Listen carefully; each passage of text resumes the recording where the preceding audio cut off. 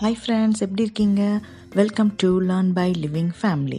இன்னைக்கு இந்த வீடியோவில் நம்ம டெய்லி செய்கிற செயல்கள், வேலைகள் மூலியமாக எப்படி குழந்தைங்களுக்கு பல விதமான விஷயங்களை சொல்லி கொடுக்கறத பற்றி கண்டினியூஷன் பார்க்கலாம்.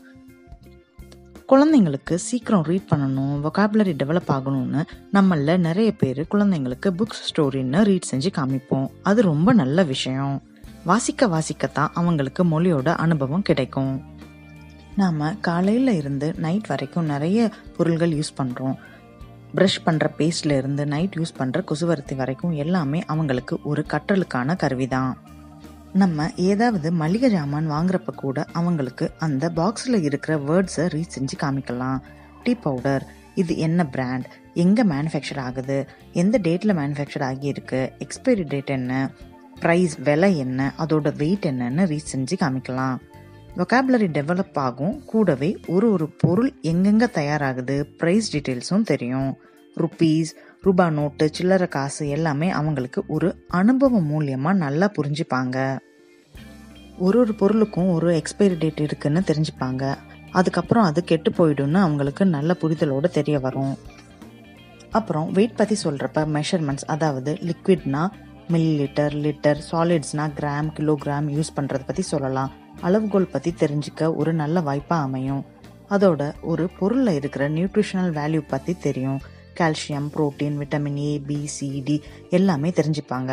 எதையும் பிளைண்டாக ஒரு சப்ஜெக்ட் புக்கில் இருந்து சொல்கிறப்ப சலிப்பு தட்டும். இந்த மாதிரி நம்ம வாழ்க்கையில் நடக்கிற செயல்கள் மூலியமாக தெரிஞ்சுக்கிறப்ப சுவாரஸ்யமாக புரிஞ்சுப்பாங்க. வாழ்நாள் முழுதும் அவங்களுக்கு அது தெரியும். இதெல்லாம் சொன்னாலே அவங்களுக்கு நிறைய விஷயம் தெரிய வந்துடும். அறிவு ஒரு இன்ஃபர்மேஷன் மட்டும் இல்லாமல் ஒரு அனுபவமாக கிடைக்கிறப்ப அது கண்டிப்பாக அவங்களோட நிலைச்சி இருக்கும். அதே மாதிரி குழந்தைங்க கேள்வி கேட்கிறப்ப பதில் தெரிஞ்சால் கரெக்டாக சொல்லுங்கள். தெரியலன்னு தப்பாக சொல்லாதீங்க. குழந்தைங்க இன்ட்ரெஸ்டோடு கேட்குறப்ப நீங்கள் சொல்கிற பதில் தான் அவங்க மனசில் பதியும். ஸோ தெரிஞ்சால் கரெக்டாக சொல்லுங்கள், தெரியலன்னா அப்புறம் நான் பார்த்துட்டு சொல்கிறேன்னு சொல்லுங்கள். கேள்வி கேட்குறப்ப சலிச்சிக்க வேண்டாம். அவங்களோட நாலேஜ் இம்ப்ரூவ் ஆகுதுன்னு சந்தோஷப்படுவோம். அப்புறம் முக்கியமாக ஏதாவது ஃபெஸ்டிவல்ஸ் வர்றப்ப அதோட ஹிஸ்ட்ரி, வரலாறு சொல்லி கொடுப்போம். இன்ட்ரெஸ்டிங்காக அவங்க கேட்பாங்க. தீபாவளி வர்றப்ப, கிருஷ்ண ஜெயந்தி, விநாயகர் சதுர்த்தி, பொங்கல், ரம்ஜான், கிறிஸ்மஸ், சரஸ்வதி பூஜை, ஆயுத பூஜை, இப்படி என்னென்ன ஃபங்க்ஷன்ஸ் வருதோ அப்போ எல்லாம் அதோட ரிலேட்டட் கான்செப்ட்ஸ் பற்றி சொல்லி தந்தா அவங்களும் ஆர்வமாக தெரிஞ்சுப்பாங்க. அதோட இம்பார்ட்டன்ஸ், இயற்கையோட நம்மளுக்கு இருக்கிற பிணைப்பு, சயின்டிஃபிக் ரீசன்ஸ் எல்லாமே புரியும்.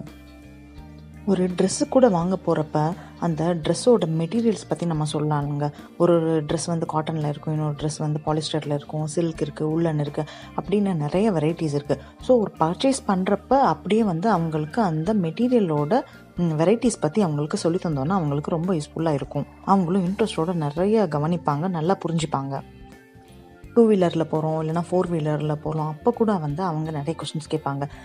இப்போ ஹேண்ட் பிரேக்கு எதுக்கு இருக்குது, இண்டிகேட்டர்னால் என்ன, எதுக்கு பேக் லைட் மட்டும் ரெட்டில் இருக்குது, ஃப்ரண்ட் லைட் எதுக்கு வந்து எல்லோவாக இருக்குது, எதுக்காக இந்த பட்டன் வச்சுருக்காங்க, எதுக்காக இந்த வயர் இருக்குது அப்படின்னு நிறைய கேட்பாங்க. ஸோ அவங்க கேட்குறப்ப நம்ம கரெக்டாக வந்து அதோட புரிதலோடு அவங்களுக்கு சொல்லி தந்துட்டோன்னா அவங்களுக்கு ரொம்ப யூஸ்ஃபுல்லாக இருக்குங்க.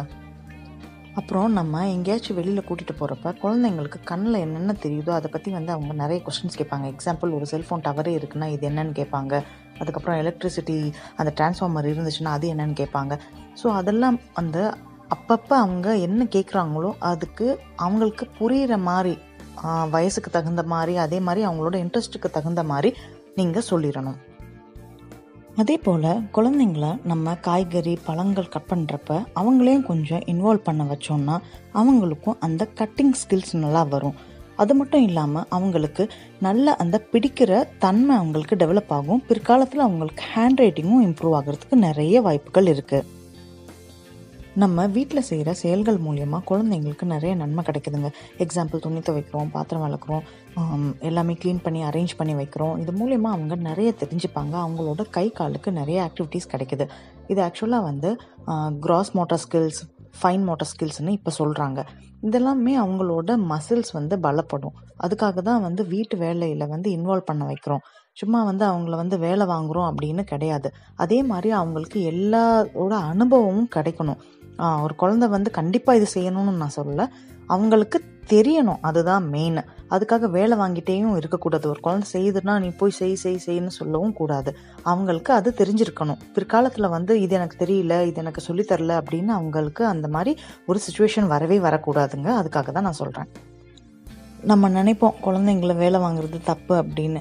இல்லைங்க, ஆக்சுவலாக அவங்களுக்கு நம்ம வீட்டில் என்னென்ன நம்ம செய்கிறோமோ அதெல்லாம் அவங்களையும் இன்வால்வ் பண்ணி செய்ய வச்சோம்னா அது அவங்களுக்கு ரொம்ப யூஸ்ஃபுல்லாக இருக்குங்க பிற்காலத்தில்.